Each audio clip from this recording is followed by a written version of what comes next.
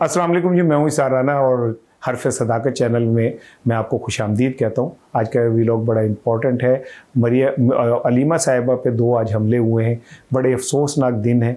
इस पे मैं गुफ्तगू करूँगा। आपसे दरख्वास्त है कि मेरे चैनल को और ज़रूर सब्सक्राइब कीजिए और इसके बेल आइकन को भी ज़रूर प्रेस कीजिए। ये व्लॉग जब आपके पास पहुंचेगा तब तक समझ लें कि सियासी दरिया के अंदर से पानी बहुत बड़ी मिकदार में बह गया होगा, लेकिन जो उसके नक्श हैं वो कभी नहीं ख़त्म होंगे। आज इमरान खान की बहनों पे 2 दफ़ा हमला हुआ और दोनों दफ़ा हमले के जो लोग हैं उनके इतना सा भी उन पर खराश नहीं आई।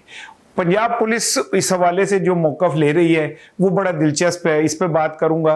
फिर मरियम साहिबा के अलीमा साहिबा के साथ जिन 2 सहाफ़ियों ने गुफ्तगू की उनका अंदाज़ क्या था और माजी में ये किस्सा होता रहा, मैं उसके ऊपर गुफ्तगू करूँगा।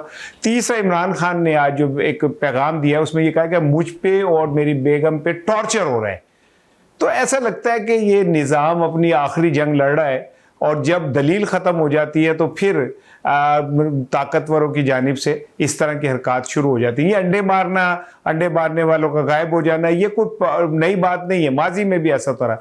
लेकिन क्या तारीख में आप ये लिखने जा रहे हैं कि अगर अलीमा खान के साथ ऐसे हुआ तो कल जब आपकी हुकूमत नहीं रहेगी तो जो आपकी ख़वातीन हैं बाहर निकलेंगी तो क्या वो महफूज रह सकेंगी और उन लोगों से महफूज रह सकेंगी जो इक्तिदार में रहने वाले लोगों का जीना दूभर किए हुए हैं? तो जब आप लोग इक्तिदार में नहीं होंगे तो फिर आपके साथ क्या बनेगा?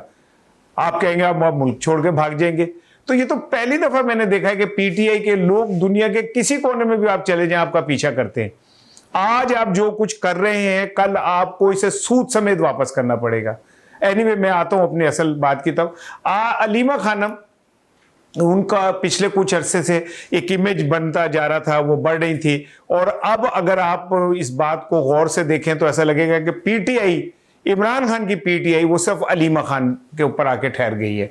ये सब लोग सलमान अकरम राजा, बैरिस्टर गौहर, वकास अकरम, ये सब ऐसा लगता है कि अब ये दूसरे तीसरे दर्जे की क़यादत में चले गए और अलीमा खान जो है वो फ्रंट पे आके लीड कर रही हैं। इसी दौरान उनके 2 बेटों को भी गिरफ्तार किया गया, खैर वो तो रिहा हो गए।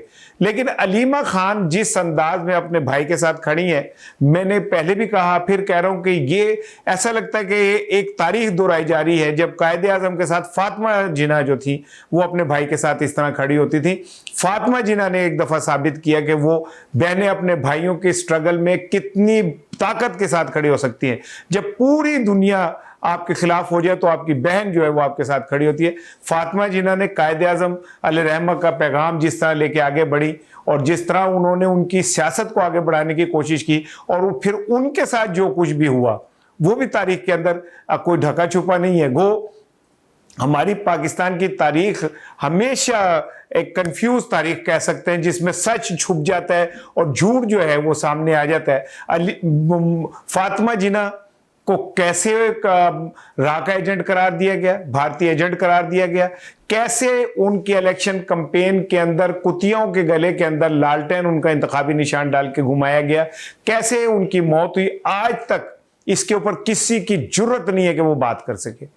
दूसरी जानिब आज जब अलीमा खानम ने अपने भाई का किरदार और अपने भाई के स्ट्रगल को लेके आगे बढ़ रही थी और उन्हें हर तरह की ऑफर्स भी हो रही थी, हर तरह के मामलात भी चल रहे थे, पार्टी के अंदर भी उनकी मुखालफत थी, ऐसा लगता है कि अलीमा खान के और उनकी बहनों के अज़्म मुसलसल ने सामने वालों को थका दिया है। आज हुक्मरान जो अपने आप को समझते हैं कि शायद ना उन्होंने कभी हुकूमत से बाहर जाना है, ना उन्हें ये यकीन है कि उन्हें अवाम में दोबारा जाना है, हर हुक्मरान ये समझता है कि अब वो सारी ज़िंदगी के लिए हुक्मरान है। लेकिन मैंने ये देखा है कि बड़े बड़े तख्त नशीन जो है ना उनको मैंने फिर छुपते हुए भागते हुए देखा है। मार्कोस फिलिपाइन के जो थे उसको तो जूते पहनने का मौका नहीं मिला था। रज़ा शाह पहलवी एक छोटे से जजीरे में एड़ियाँ रगड़ते हुए मर गया, एक बादशाह ईरान का। जो लोग ये समझते हैं कि आज जो जुल्म कर रहे हैं, आज अलीमा खानम पे पहले 2 साफ़ियों ने सवाल किए और जब अलीमा खानम साहिबा ने उनका जवाब दिया तो जो मैंने वीडियो देखी है उसमें वो सहाफ़ी उनके ऊपर बाकायदा रश कर रहे हैं, जिस पे उन्होंने कहा कि आप हमें हैरस कर रहे हैं, आप हमसे पीछे हो। और वो ऐसा लग रहा था कि जैसे कोई रट्टू तोते, मुझे नहीं पता वो सहाफ़ी कौन है, मुझे नहीं पता किस चैनल या किस अखबार के हैं, मुझे 40 साल हो गए जर्नलिज्म करते हुए, मैंने इस तरह की एग्रेसिव सियासत कभी नहीं देखी। ये जो सहाफ़ी ये कहें कि ये हमारा हक है सवाल करना, मैं उनसे पूछता हूँ क्या उनमें इतनी जुर्रत है कि वो मरियम नवाज शरीफ से इस तरह का सवाल कर सके? उन्हें छोड़ें, क्या आप में इतनी जुर्रत है कि आप अज़मा बुखारी से इस तरह का सवाल कर सके? आपकी कहां पे टांग रही होती है उनके सामने खड़े होके? और दूसरी जानिब आलम यह कि आप अलीमा खानम से इतना एग्रेसिव बिहेव कर रहे हैं और उनके ऊपर चढ़ रहे हैं। वो उन्होंने कहा आप हमें रास्ता दें, आप हम पे चढ़ रहे हैं। और वो दो लोग, मुझे नहीं पता, मैं नहीं कहता जी वो पता नहीं किसके थे किसके नहीं थे। कहा यह जा रहा है कि वो पहले भी इमरान खान से भी वो एक साहब जो क्लीन शेव थे वो इस तरह की बातें करते रहे। मैं किसी पे नहीं कह रहा, मुझे नहीं पता कौन से चैनल से हैं कौन से अखबार से हैं, लेकिन ये तो उनके अखबार या चैनल्स को इसकी वजाहत करनी चाहिए कि क्या कोई अखलाकी तरबियत भी साफियों की होती है या नहीं। दूसरी जानिब आज जब अलीमा खानम साहिबा गुफ्तगू कर रही थी तो दो नकाबपोश खवातीन ने उनके ऊपर अंडा फेंका। अंडा फेंकने के बाद वो भागी और गाड़ी में बैठ गई। यहां से एक नया ड्रामा शुरू होता है। जो मुश्तिल वर्कर थे वो गाड़ी पे हमला करना चाह रहे थे और पुलिस उस गाड़ी को प्रोटेक्ट कर रही थी और उन्होंने प्रोटेक्शन दे के उस गाड़ी को वहां से भगा दिया। उसके बाद इस्लामाबाद पुलिस की जो वजाहत आई वो ये है कि ये वो खवातीन हैं जो ऑल पाकिस्तान क्लर्क्स एसोसिएशन का हिस्सा हैं और गवर्नमेंट एम्प्लॉयज़ एसोसिएशन का हिस्सा हैं, वो अपना एहतजाज कर रही थी। तो मेरे लिए तो बड़ी हैरानकुन बात है कि दो खवातीन वो एक महंगी तरीन गाड़ी, पता नहीं अनफॉर्चुनेट नाम है या पता नहीं क्या नाम है उसका, फॉर्चूनर है कि क्या, उसके अंदर बैठ के आई और फिर इतनी हिफाजत से वापस चलेगी। तीसरी बात यह कि अगर इस्लामाबाद पुलिस की हम इस बात को मान लें तो क्या इस्लामाबाद की पुलिस उन खवातीन को मीडिया के सामने पेश करेगी? कभी नहीं करेगी। तो आज एक बदतरीन तारीख लिखी गई है, एक घटिया तरीन दिन था कि आप ऐसी खवातीन जो जमहूरी जदोजहद कर रही हैं, अगर आप उनका मुकाबला नहीं कर सके दलील से तो आप ताकत का इजहार करेंगे।